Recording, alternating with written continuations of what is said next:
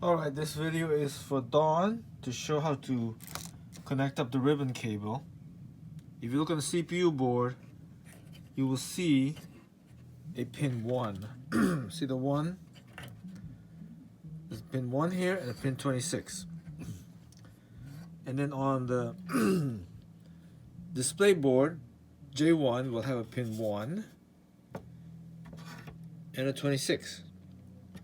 So the standard is pin 1 has to connect to pin 1. And then all the other pins, of course, follow. And usually you put a mark, or you use a mark on the cable to designate pin 1.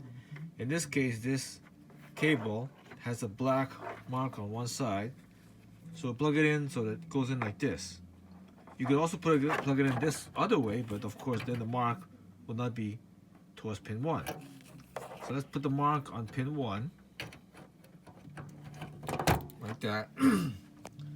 Go over here,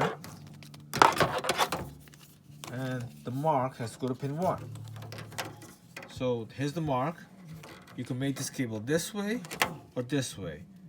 The correct way is to put the mark on pin 1, so you basically go like this, and you make the cable. Hard for me to do it one-handed, so I'm not gonna